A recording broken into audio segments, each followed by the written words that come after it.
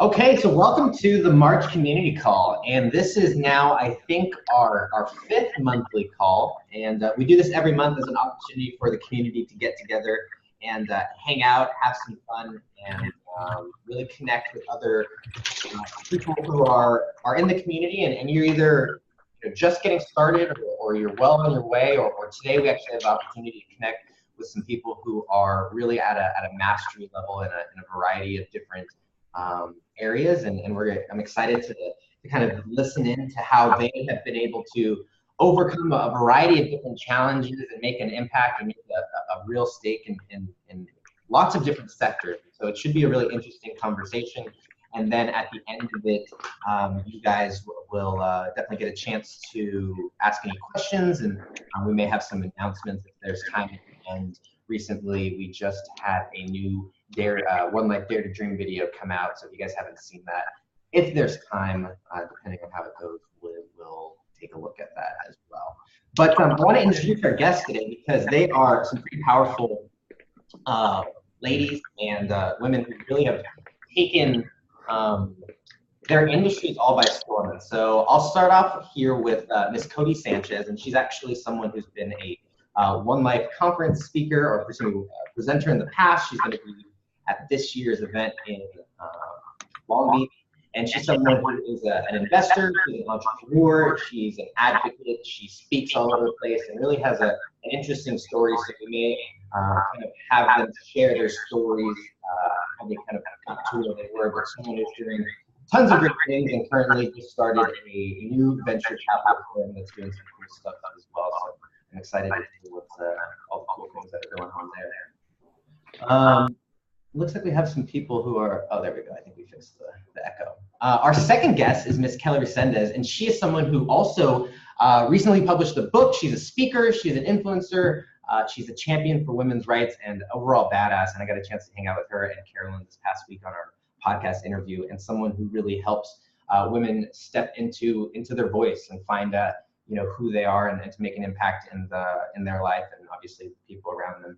And we have our co-host for our One Life podcast, Ms. Carolyn Bostrak, who is someone who is a champion for not only women, but I just think people who have experienced extreme challenges in their life and is really a champion, a wonderful soul and an amazing human being, mom, author, speaker. She has her whole other real job life that she does and nobody ever knows about, but she does it all and has raised a couple of wonderful kids as well. So I want to thank all of you ladies for being here and spending some time with the One Life community. I appreciate it so much. So I'm going to turn it over to Carolyn because she is our podcast host, and she's someone who asks great questions and someone who is definitely brings a great perspective to the interview. And what I asked, just to kind of kick it off, is if each of you guys will kind of go around and share your story, share a little bit about, a little bit more than what I shared. I know that there's a great story behind it, so I'm excited to hear it. Carolyn, I'm going to turn it over to you. Thank you, Hector. It's great to have you ladies here. I think someone needs to mute. Okay, now I'm not echoing anymore. Great.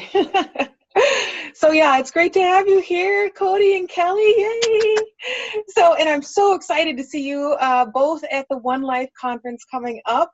It's going to be absolutely epic, and I just love what you stand for in our community. So I'm excited to each hear from both of you, sharing a bit more with the community because both of you are very involved within the community, and I'd love to just highlight, go a little deeper as far as so that the community can get to know you a little bit better and really, understand and let's get into your story and get into what success as a woman means to you.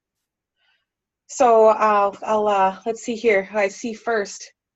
I see Kelly. Kelly, would you like to go first? And then I have Sure. Yeah, so thank you guys for having me. Anytime I have an opportunity to share my story and hopefully impact somebody's life, I'm just extremely grateful. So I'm going to just kind of start. I'm a mom. I've got 2 teenagers, and that is by far the hardest job that I do right now.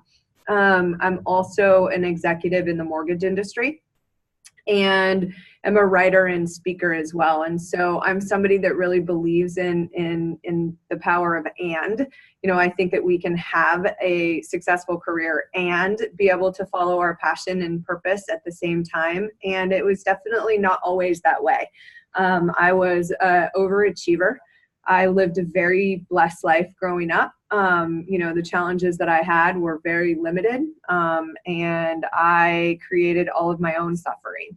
And the way that I did that was I was a perfectionist and what I would call somebody that was extremely significance driven. And that served me very well in business. So by the time I was 25, I was probably making, over $500,000 a year, and was just crushing it in the mortgage industry, but I was absolutely miserable. I didn't even know that I was, because I was so distracted by success and money that I never really slowed down enough to be able to realize that. And my story really began after that in 2002. My mom, who was definitely my role model, she was definitely an overachiever and somebody that, worked a lot, and she also played a lot too, but she was diagnosed with dementia at the age of 57. And my world came to a screeching halt because my audience, the person whose attention and I guess worth I just sought the most, no longer cared.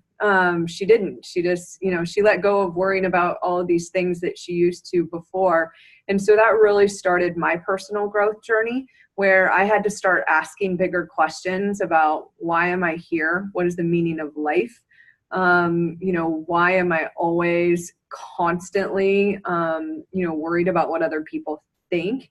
And I opened up this box in the personal growth world in 2004 and haven't looked back. And so that journey has taken me through major life events, divorce, the mortgage industry imploding in 2008, where I had to make some major shifts and pivots in order to continue the success that I had.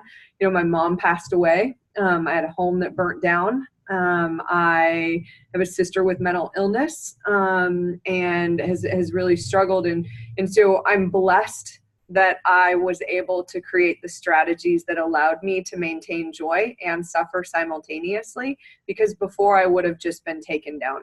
I wouldn't have been able to move forward because work was my everything, and it was not a strong enough foundation to carry me. And so what I've really created in the last couple of years is a platform that's called Big Voices. And that's the name of my book as well, where I share these strategies and the wisdom that I learned on my journey with other people, so that they can realize that we truly can create whatever experience in our life that we want. It just takes some intention and focus, asking for help, and surrounding yourself with a community like this of other people that know that there's more to life than money. Now, money makes things extremely blessed. I just came back from a mastermind in Cabo in a mansion with chefs. So I live a blessed life, but I also know that, my prosperity is what creates the ability to help other people and to be able to impact their lives. So, my story, again, was just one where I created my own suffering. And I believe that there are other women like me out there that are type A and driven, that are really not able to balance it all, and really haven't looked outside of their own world to see, wow, if we really rise up together to our highest and most authentic self, we can go help the people that really are in true suffering, where they're victims, or they're in impoverished countries, or they really don't have the same choices that I did. Because, there have been times where I've been on stage with other women who have been victims, and I look at it and I start to feel a little embarrassed that, I don't have that story. Like, I just don't. But I also know that this is just my path, and I'm not going to be ashamed of the fact that I had first world problems. But at the same time, I do have a big voice, and I want to use it to be able to help other people. So, and definitely just excited to be a part of this community that supports the whole life, idea that we can truly make an impact. And my journey also took me into finding my feminine power and letting go of my ego and the masculine mask that I was wearing all those years. And I am in a place where I'm energized and excited about the future. So that's my story. I love it. Thank you. There's a couple of things I want to dig deeper into, but I would also like to hear from Codie and get her story, and then we'll go into a few more questions. So Codie, thank you so much for being here. I was so excited that I got to meet you in person, and now I get to see you again in October. So yes, please share with us. Sure. Yeah, absolutely. Well, right now I think this is important that you guys see what I'm looking at currently, because this is cracking me up. So in front of me, you'll see a little Polynesian guy. His butt is facing us, which is making me giggle as I'm speaking to you. I'm actually, I'm at the top of a mountain in Hawaii right now. So if you hear some like weird chickens and bird noises in the background, that's why. And I just got done also with a little, I'm totally the opposite of Kelly, who's so lovely and put together right now. This is what's happening over here. Can you guys see the mud all over my legs? I feel like, Tim, you would appreciate this kind of day. So one of the beautiful things about the life that I think we get to live in this 21st century is, you know, as Hector was saying in the beginning, I recently just sold my financial firm. And so, you know, we had a $3.5 billion business that sold institutional assets to people in Latin America. And so I sold the pensions and sovereign wealth funds and all that jazz. And I sold that business, and now we're focusing on a private equity fund in the legalized cannabis space. Of all things I never thought I'd say when I grew up, that would probably be leading the list. And essentially, because of this weird business we're in, you know, you have an opportunity to get up at 4 a.m. and, you know, I was doing phone calls this morning with people over on the East Coast, and then I get to spend some of the day surfing and, you know, hiking up a mountain while it's raining and come back down here. And so, you know, I say all that because I think sometimes traditionally we get into this thought process that you have to put on your suit and tie to make, you know, millions of dollars or billions of dollars, or change the world. And if it's not in your suit and tie, you got to put on your pearls, and you better have on the best lipstick and all that jazz. And what I've found in my career is that often is something that they want from you. They, just meaning society, maybe even that own little voice inside of us. But, you know, when I left Goldman Sachs back in the day and did the whole investment banking deal, I realized I didn't ever want to live inside of a cubicle again. And even though I am a huge believer in the power of financial freedom and in the power of money and the ability to wield it, I don't want to buy my financial freedom at the expense of every single day. And so I think, you know, my story starts a little bit differently, a little bit non-traditional. I've always liked being in the mud and playing in the soil. I was a journalist back in the day. And so I was actually writing stories about human trafficking and smuggling along the US-Mexican border. And that was pretty wild, especially given some of the context today, because what I learned from that is two very important things.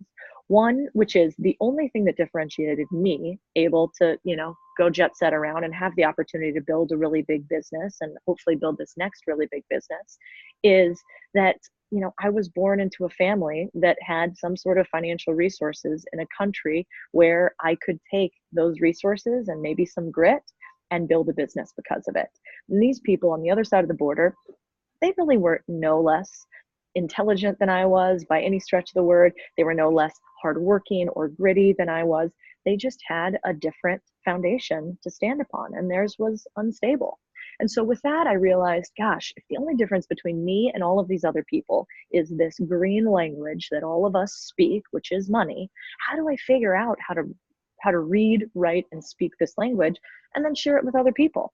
And so that's what I've essentially spent the last, oh gosh, now I'm getting older and I hate to say, but let's say more than a decade doing, is climbing my way through this investment business, trying to figure out a way to do it unconventionally, and then applying that journalistic integrity of always asking the questions, always asking the hard questions, digging deeper, even when maybe sometimes we feel like asking why isn't the right thing. And then taking a step back and living life, because that's how you get perspective, especially as an investor, to do the contrarian thing. And so, you know, if I have anything to share today, it's hopefully that I keep doing it in my life, which is this most recent move into let's say cannabis. never would I have thought that that would be a profession that I would follow. But what I found is when you dig into the numbers, when you ignore stigma, assumptions, societal expectations, that's when you actually find market dislocation, opportunity, and outsized returns, whether that is in how you play your career or how you invest, which is how I think about the world. And so hopefully I can share some of that. And I think it's applicable to women, it's applicable to men. I'm a Latina, it's applicable to Latinos or people of different minority backgrounds. More than anything else, it's just, do you ask the right questions? Are you not afraid of the unbeaten path? Are you not afraid of standing out a little bit from the other guys? And when the world and the numbers and the non-assumptions show you the way, do you actually follow it? Or do you stay inside your cubicle? Because that's a heck of a lot more comfortable. So true. Thank you, Codie. That's awesome. So it's two powerhouse women sharing our successes today. So when we're thinking about that success, so that success you're talking about, you know, and as you're thinking back and thinking about our One Life community today, speaking to the women that are listening now, that may be listening in the future, what are some of the things that you can share with someone who is at that point of, okay, I am successful as far as my career and where I thought I was going. I've gotten to where I thought I was going, and now what? Maybe they're feeling a lack of fulfillment. Maybe they're feeling, that there's something more, but I don't know what. What's some advice or some thoughts that either one of you could give to that woman? Kelly, you want to kick it off? You can take it, and then I'll go next. All right. I think first would be a little bit maybe unconventional, which is, I really think that if you are about to endeavor on something that you think is scary, let's say a career change or something where you have bigger upside but less immediate payment, or just an exploration into who you really are and what you want to do, I think the best thing to do is confront death if you actually can. And the way that I think about doing that is, I love adventure sports, and not because I'm not a scaredy cat. I am horrified of heights. I don't particularly like sharks. Surfing I find to be generally cold and a little bit intimidating because you can get roughed all around. But what's amazing about any of these activities, even if it's just going to lift some heavy weights that you typically wouldn't do, or take a workout class that you typically wouldn't do, is one, you realize, wow, I didn't die. I did this thing that I thought that was scary. And I realized that, if the only ultimate defeat is death, anything else we can sort of work through. And so I'm a big believer that, Tony Robbins says this all the time, but that, the mind follows the body. And so physicality is the best way to change your mentality. And so I really believe if you are stuck in a rut, or you're thinking about, you're not sure what to do with your life, get out of your head is the first thing you need to do. And the best way to do that is to get into your body, to do some movement in some way. And I would pressure you to go do something a bit crazy. Go skydive, go learn how to skateboard on a longboard, something ridiculous where you would never typically do it, but it will kick you out of your comfort zone. And that's why I think these masterminds are so great, because, maybe it's just like you going to, one of these groups and all of a sudden everybody's trying to surf on one day, or all of a sudden everybody's trying to go and, play bongos in front of the crowd or get up in public speak. But if you do something that scares you with your body, then everything else becomes a whole lot easier. Yeah, that's amazing. And I'll just add, my awakening came on the heels of what I kind of considered my own mortality being in question. When my mom was originally diagnosed, they diagnosed her with early onset Alzheimer's, and it has a 50% genetic, chance or whatnot. And so all of a sudden, not only was my mom sick, I start envisioning myself at just a young age of 55 going through the same thing. It ended up that she had a form of dementia that's not genetic. And so, that was great, but it also made me start saying, like, what am I doing this for? And that's what a lot of us have to do, is we need to stop, you know, Codie brought up a great point, like disrupt whatever it is that you're doing, because most of us have been just doing the same things over and over and over again. And that's why you see so many people that set like an amazing goal, like to hike to the top of a mountain or go do these other things, because they do push themselves outside of their comfort zone. But then really just start with creating a vision for your life. And for the women that are on the call, you know, society tells us it's what we're doing, but our feminine power is more about who we're being. And we've got to recenter, like, what is the life that we really want to create? And I go down every area, like, what do I want my relationship to feel like? Who do I want to be in it? What do I want my career to feel like or be like? And I start to go down, you know, this vision, and then really be able to just say, well, I can create this life for myself. Now it's going to take setting goals and maybe adopting some new habits and removing some limiting beliefs or replacing them. There's other steps to being able to write a new story. But the biggest thing that you have to do is just disrupt what you're doing today, make a decision and choose, I will write a new story. Like, I will write a new story. And this is a big piece of my work that I try to help women with, because I've seen it over and over again. It's just, they don't know where to start. Well, when you don't know where to start, you get overwhelmed. When we get overwhelmed, we start to get physically sick, and we start to disconnect, or we start to get really controlling in the rest of our life. And it just takes a while to get outside of it. So, you know, I just released a course that's actually writeanewstorytoday.com, where I teach people how to go through this process of starting with their priorities and their vision and going through some of these other things, because time goes by so fast. You know, I'll talk to people and they're like, they wanted to get healthy 5 years ago and they haven't made the decision to do it today. And so we need to get that momentum going, and then find a tribe of amazing, like-minded people, like One Life is Created, that are going to support you, because everybody here is trying to live an amazing life. You know, we have to dream our biggest dreams. They're not coming from thin air. They're actually just who we are. So we've got to be able to surround ourselves with a great group too. Yes, thank you. I was listening to both of your stories, and a thing that came to mind, which, you know, there may be some people in the audience are thinking, is there's quite a few entrepreneurs in the audience, and both of you have gone through major transitions. You know, Codie, you're in something you never imagined you would be. Kelly, you've been able to break free of perfectionism and create a life by design. And you know, what is that piece, that transitional portion? You talked a bit about getting out of your comfort zone. Okay, there's many entrepreneurs in this community who get out of their comfort zone. They have a mastermind. They have their daily practices, and they even teach some of these things within the community. But they may have gotten to a point where within their business, they're like, okay, I'm successful in that definition of entrepreneurialism, but I'm looking to just kind of break that imaginary glass ceiling. What are some thoughts about that? How can maybe a female entrepreneur who is doing the grind, is living, you know, according to that you know, daily practice and pushing out of their comfort zone, maybe something that they're trying to get to that next level. So like Codie, you transitioned into a completely different industry. Same thing with you, Kelly. You've completely transformed and took that leap off of what you knew, and that you moved into something completely different.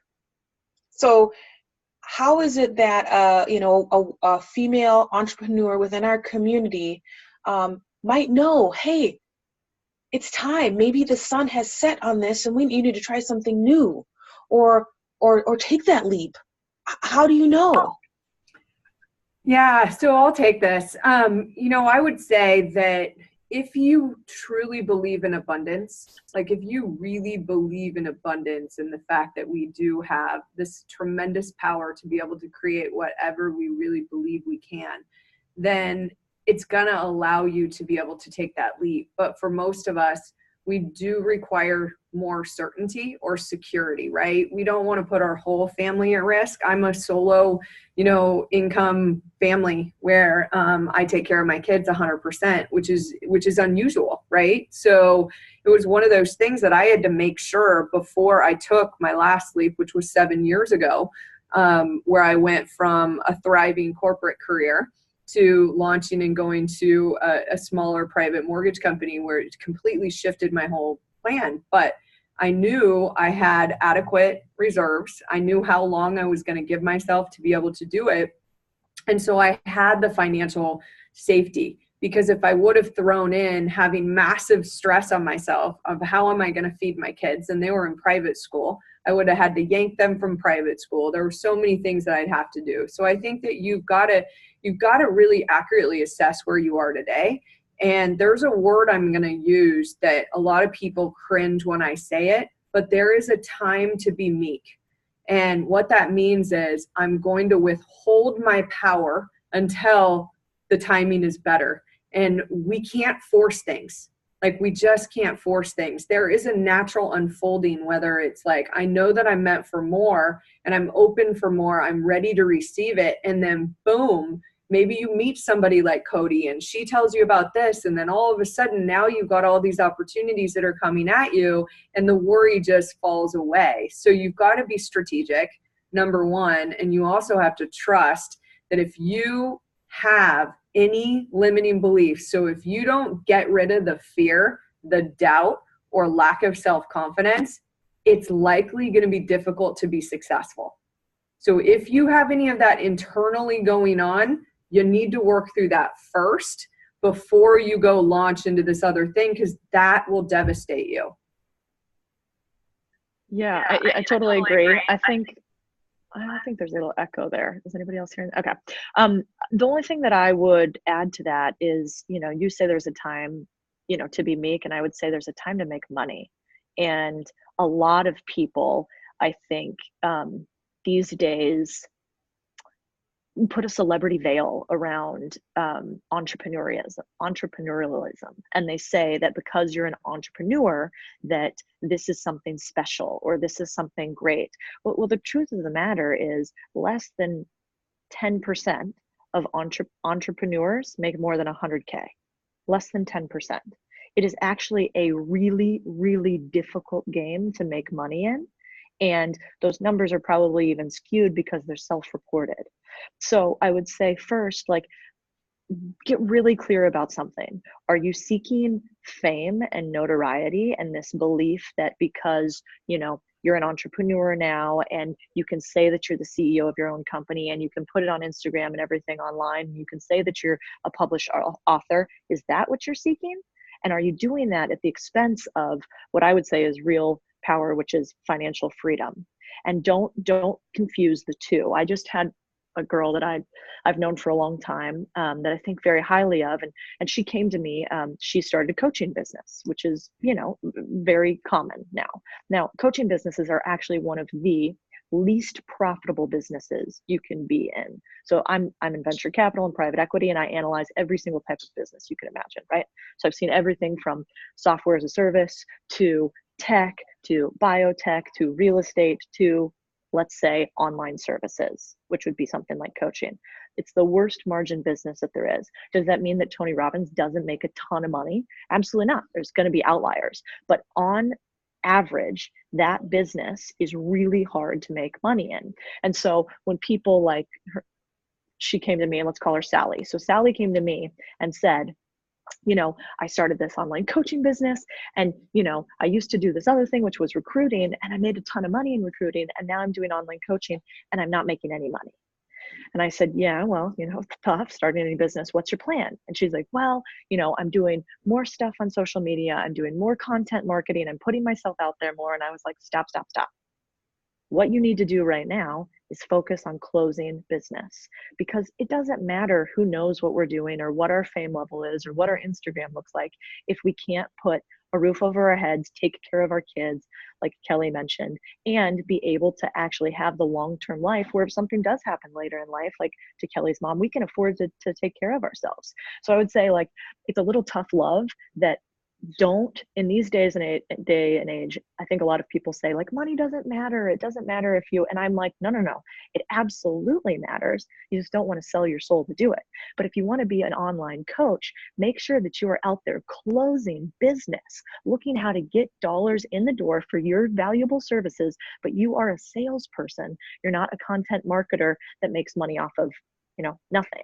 And so that's the biggest error I see when people make the solo jump, is they forget that you have to have income in the door. And in order to do that, don't focus on fame, focus on money in.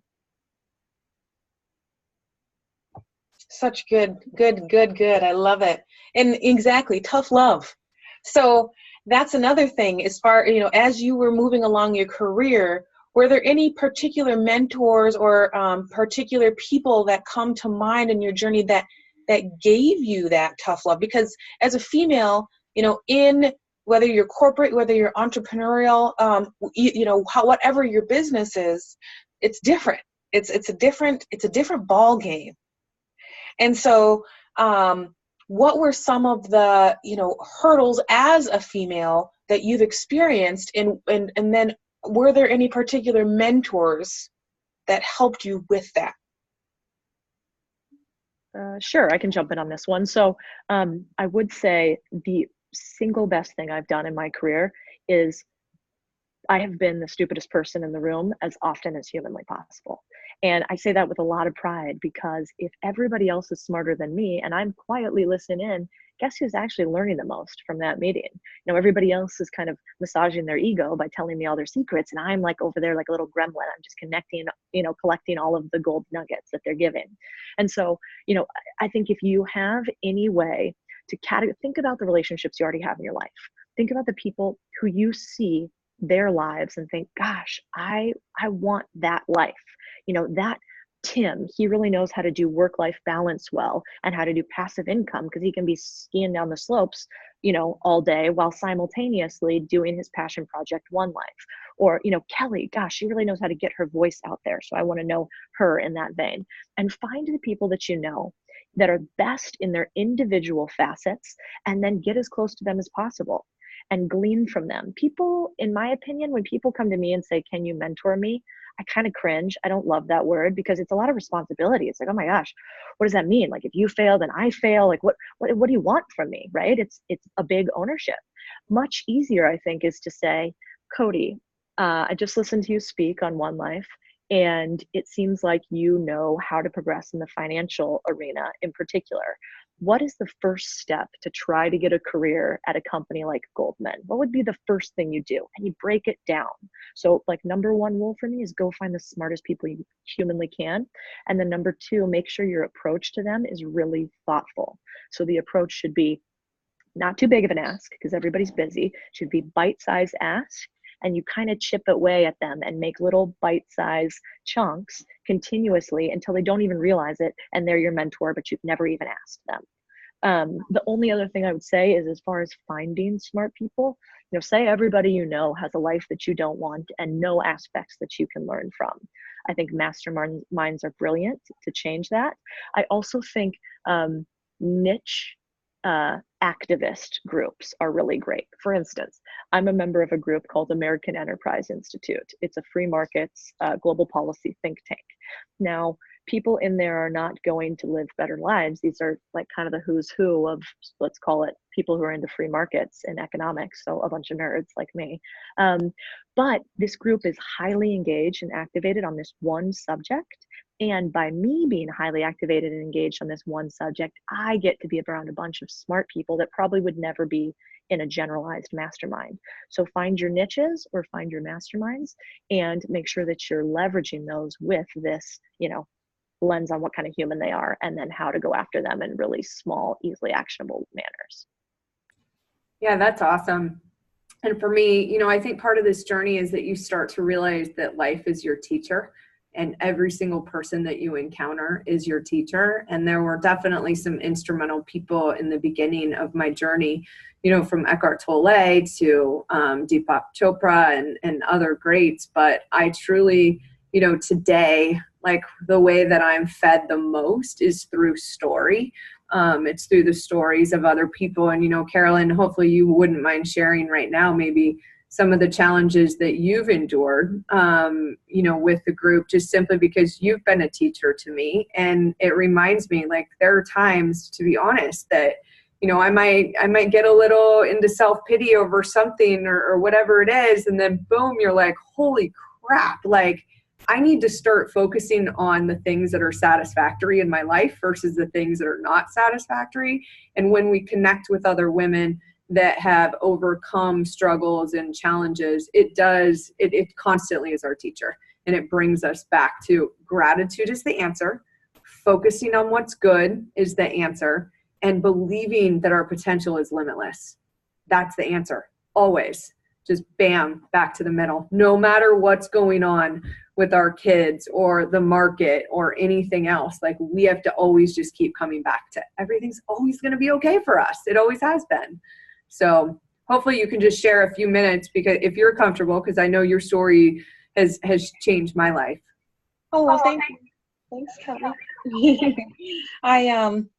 My story, I guess, so I've shared at One Life and in this community, and actually, just like what Codie and Kelly are saying, is getting into a community that elevates you, that challenges you, where you are not the smartest person in the room.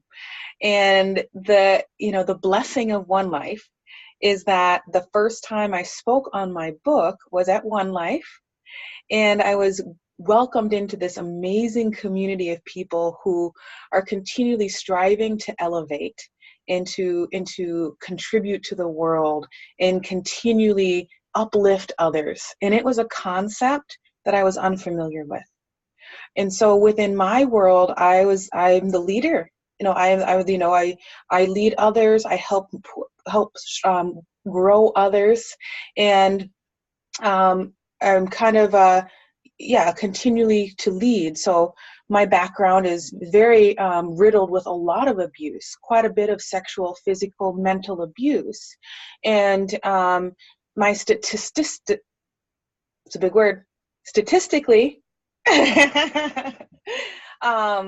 People who grew up with similar backgrounds as mine are homeless and addicted to drugs, and have lost custody of all their children. And there's a choice that you make. There's many choices, and I've made many mistakes, but as presented the choices on which to overcome the adversity that I've been through, and then also looking at the choices of what could have been, I made the choice in which to borrow the love I had for my daughter, in which to provide her a life until my own self-love caught up. And so I fought for that love for my girl so that she could have a life that was not like mine. And during that time, as I evolved my definition of self-love, I also evolved in my career. I also involved in, getting a PhD. I involved in climbing that so-called corporate ladder, which was the only ladder that I knew. And I came across Miracle Morning. And through Miracle Morning, I learned about meditation. I learned about taking space and time for yourself. And what both of you ladies are talking about is that self-development piece, that piece of really getting to know yourself, becoming authentic and digging deep. And that was my first exposure to that. And I realized that I needed to share my story. So I wrote a book. And through the book, I met, through writing my book, I met Mr. John Vroman. John Vroman then pushed me on to becoming a speaker and introduced me to Tim Rode, and voila, a whole world opened up. And there are all these new doors that I had no idea existed that I could just walk into because I had worked on who I am as myself and growing, and was able to then get into this amazing community and just continue to grow and learn and get into different rooms. And so compared to saying the glass ceiling, to me, it's more like a door, because I didn't know at all that people that are here on this call existed. Had no idea. And this wonderful world of people that care and want to continually be the best versions of themselves is just like, whoa. So when I came to One Life for the first time, I'm like, oh my gosh, these are my people. I don't ever want to leave. And I never did. And so it's continually just grown and grown and grown. And so now I've become an international speaker. I lead a cancer center in the Midwest for Wisconsin, Minnesota, and Iowa. I build strategic plans for cancer care. And I also, of course, author, writing more books and spreading the message. And so it's been an absolutely amazing journey. And every time I say it, I just get so happy in my heart to just know people like all of you that are on this call. So that's my story. Awesome. Yeah, and I just want to say one thing. We use this analogy of a glass ceiling so often, and what I always like to think about, because it's up to all of us. I have a feeling that every woman on this call is extremely powerful. We did shatter the glass ceiling, but we're really injured from the glass that fell on us because we have not rewritten the rules that need to be written. Women are doing more of the household chores, more of the child rearing responsibilities, and we're earning at the same pace now. And so it's really up to us to be able to kind of make some of these shifts so that we aren't getting burnt out. About 20% of women right now are on anti-psychiatric medication. We know 20% of women are not mentally ill. The gap is I'm overwhelmed, I'm anxious, I'm stressed, I don't know how to handle life right now. And so I need some assistance, and we've got to change the rules in order to be able to get away from some of those things. Yeah, I couldn't agree more.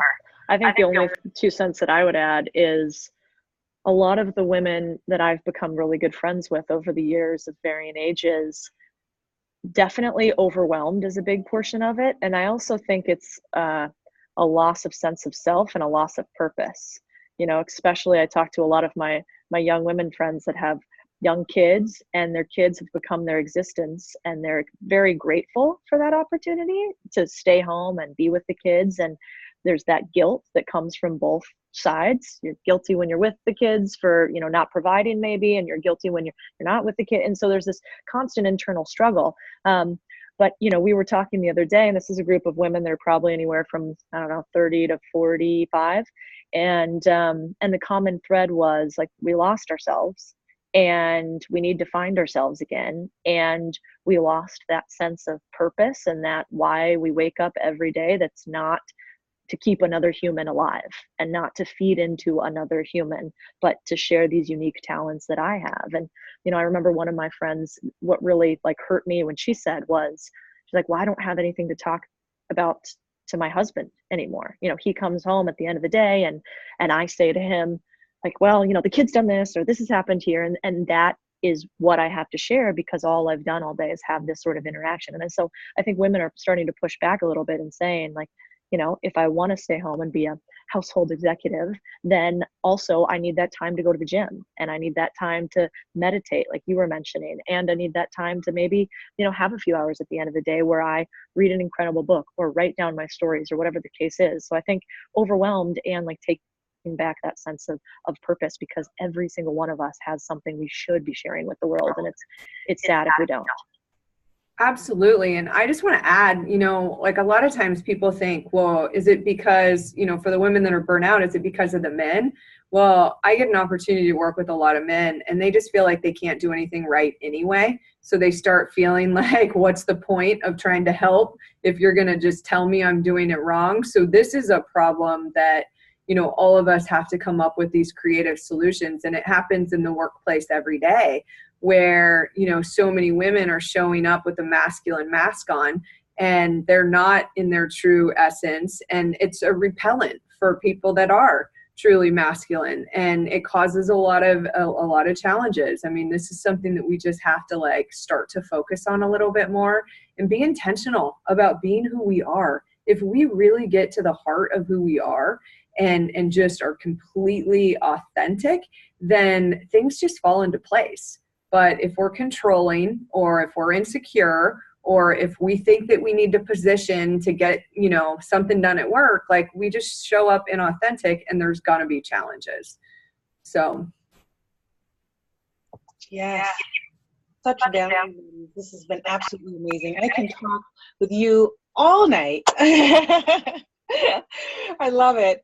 Thank you. Thank you. Tell me now, each of you, could you share, we've talked about your journey, your successes, your definition of success, and a few other, successful ways in which to transition and grow. But tell me and share with me, what are you really excited about right now? What would you like to share with the community that you're really excited about right now?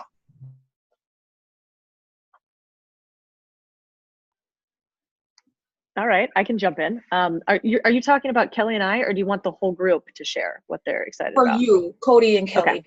Yes. What am I excited about? Well, I get a little bit singularly focused, which I think is maybe one of the reasons I've had any sort of success thus far, is I'm able to have tunnel vision on one thing. And because of that, I can execute at kind of a high level. And so I think that would be another piece of feedback I would take away, is if you can cut all the noise and almost think about your life like binoculars, you can only look at one thing at a time at a very long distance, very intently. And so how can you cut out all of the things that are extraneous, that don't really matter, and focus on the one thing? There's a great book called The One Thing that talks about this. But if you can do that every day, I think it's really hard to not have success in finding that one thing. So in that vein, what I'm really excited about right now is in this new space. So for instance, since we're on sort of a more female kick, I will be the only partner at a private equity fund in the cannabis space that's a woman. So isn't that kind of cool? In this industry that will be, it's the fastest growing industry in the US. It is, in my opinion, I'm biased here, but I think going to be one of the generational wealth creation events that we have, not dissimilar at all to what happened in technology.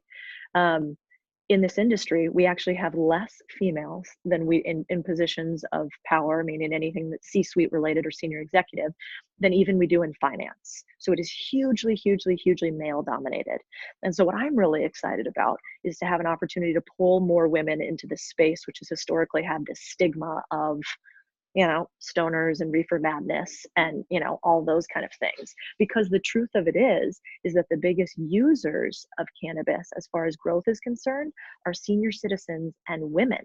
And they're using it to counter things like opioids, and to use it to counter things like benzodiazepines. And so I'm really excited about this. It seems to me like we're in this era of wellness, which I don't think we've ever been before as a society, where we're moving away from pills and moving away from conforming and moving into living this like sort of wellness focused holistic life. And so I'm really excited to think about, if I was an entrepreneur out there, I would be thinking about what areas of the world could I disrupt in this theme of wellness, because everything's going towards it, from sustainability to thinking about green products, to thinking about organic, to thinking about even how do we use plant-based medicine as opposed to synthetic. And so I'm really excited to see what will the next generation look like when we don't have an opioid crisis on our hands. Like, that would be really amazing to me. Awesome. Yeah. So Codie, just one quick second. I mean, how do people invest in your fund? Like, is it something that you're actively seeking investors in right now, or? Yeah, so we're about to close the second fund, which is $50 million. So we're pretty close to closing that one out. But we're about to raise a $200 million fund. So that one will be live for investors as of the end of this month. So yeah, it's interesting. And, above and beyond even investing in the fund, I just think everybody should look at this space a little bit, because you really won't ever have an opportunity to get into a space where you don't have to have, if you were going to be in the internet age, you had to know how to code early on, right? It's like, if you were going to be in the industrial revolution, you'd have to understand this machinery. In this cannabis age, we don't really have to have these sort of skill sets. And there's this huge risk dislocation, which means because there's still federal illegality to it. You can actually, if you're an entrepreneur now, or you want to go get a high paying job in a space where they are looking like crazy for employees who will get stock options, this is incredible industry to do it in. And if you look at who's joined in, it's everybody from the former, head Speaker of the House to some of the biggest Wall Street hedge fund guys. So if you're out there thinking, God, what's the next thing? Or how could I increase my pay? Look at this industry. But yes, the fund's open for business. And given that, I want to give you the same kickback, which is I want to hear a little bit more about the courses that you do. I feel like I need to be taking 6 of them that I've seen you talk about thus far. We'll have to talk offline on that too I do. One of the things I'm most excited about is that I have put together a course. I've been a speaker for 20 years. And so I tried to just take and condense it down to like 7 videos on how you can write a new story. And this is for people that are in transition or want to just increase confidence, balance, joy in their life. And the things that I really talk about in it are 3 strategies. And these are ones that I got along my journey. So the first one is, how do I manage self-sabotage? Because I didn't have a problem knowing what I wanted. I had a problem when my humanness got in the way of what I wanted. And I had every intention of going to the gym or doing this. And then I sabotaged myself or whatever it is. So I have a sabotage management strategy, also a thought management strategy. So I'm going to guess everyone can relate to being an overthinker. A lot of times we think it's just us, but our minds are busy all the time. And so I give you a thought management strategy to help you learn how to think strategically and not allow the overthinking to paralyze, success. And then the last piece is just really a level on managing emotional triggers. And this really came in handy with my teenagers. I thought I was good. One of the beliefs that I have had since adopted is that my children chose me to teach me the lessons that I couldn't learn on my own, like patience and really not caring what other people thought. Because I could be in a room with 200 people coming up to me afterwards saying, oh my gosh, you changed my life. And then I would go home and my kids would make me feel like I was the dumbest person in the universe. So the emotional triggers that we encounter, include that as well. So it's Write a New Story Today.com is the course, and I kind of go through a lot of the strategies in there to be able to help you create the life that you know that you're destined to. So, and I'll continuously just be out there. I'm super excited about speaking at the One Life event. So everybody here hopefully is going to bring their friends with them to the event as well, and it will be exciting to be there with you, Codie, as well. Okay, I couldn't agree more. And if anybody wants to know more about the cannabis space, whether you want to invest or you just want to think about opportunities in the space for employment or entrepreneurialism or whatever, you can always hit me up too. My email is just C, like my letter of my name, at CodieSanchez.com, CODIE. So that's my email.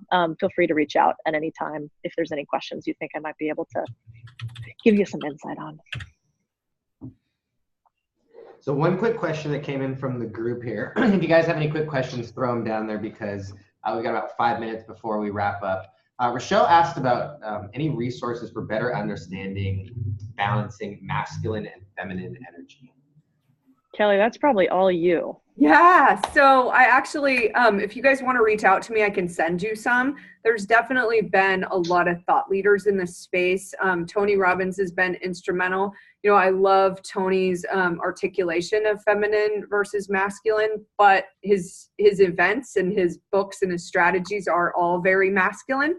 So you kind of have to dabble a little bit. I cover some of it in my book, Big Voices, but there are some other resources that I use that kind of share with you the difference. So reach out to me on Facebook or just at Kelly@KellyResendez.com, and I will send you some of the writers and books that have been best for me on this. I have a question too for whoever asked that question. How does that manifest? Like, are you worried that your balance is not where you want it to be with masculine and feminine? And apologies if that's really personal. I'm curious. I'm trying to wrap my head around this one.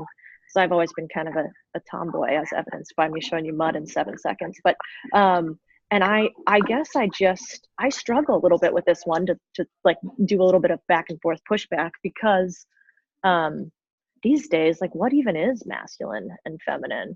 There seems to be a lot of interchanging between the two, and then I'm, I don't know, is it non-feminine to be aggressive? I don't know. So I guess this is one that I get confused by. I'll just tell you, like, the main difference. I think you put yourself on mute. Oh, you took it off. Okay. Yeah. Feminine energy is about being, right? Like when we're present and that kind of thing, where masculine is more of the doing. And we have a mixture of both. And most of us have a dominant one that shows up in our life. But I think where it is when we're just not being authentic. So that's when we may be out of alignment in this area. But if you just were raised to be extremely comfortable in your own skin, like you just have that confidence and whatnot, you probably are just in your natural, where a lot of people feel like they've got to be something that they're not. And aggressive is different than powerful.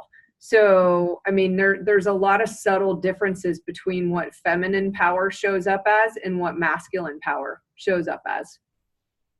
Interesting. Were there other questions, or how did you want us to wrap it up, Carolyn? Yeah, if there are any other questions. Oh, look at this little dude. So this is a little catch. So thank you so much, guys. It looks like that was all the questions, and I want to thank you guys for being authentic and being willing to share and so open with your time as well. And the links are in the chat there. So if you guys are here on live, you guys can check the chat to go find Kelly's course. And then Codie's email is c@codiesanchez.com. So I would encourage you to take up her offer on that. That is a valuable email. So guys, what I do want to remind you guys about is just a couple of things. Next month, where is it? Cash, did you eat my note? No, you didn't.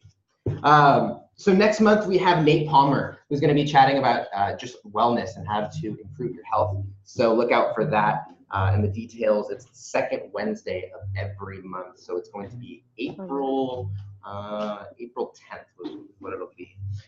If you guys also have not gotten the roadmap, Tim and a ton of other people in the One Life community have spent a ton of time putting together about, I think, 10 modules that are now for free. So just go to onelifefullylive.org/roadmap and you get that for free. And then, most importantly, come hang out with all three of these ladies out in Long Beach in Southern California this October at the One Life conference. We didn't have one this past October, and you guys got angry. There was an uproar about people not being able to come hang out with the rest of the One Life family. So get your tickets.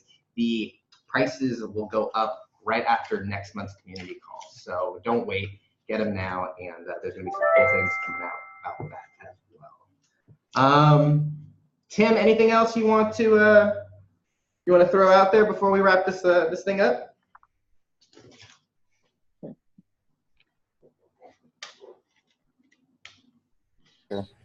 So no, I just thought this was so powerful. All three of you were just amazing, and just shows the how can I put this? Just I think Kelly said it best, the head and the heart of and I think that was the piece you guys were talking about. You know, there's and I just like to touch on that, if you don't mind, is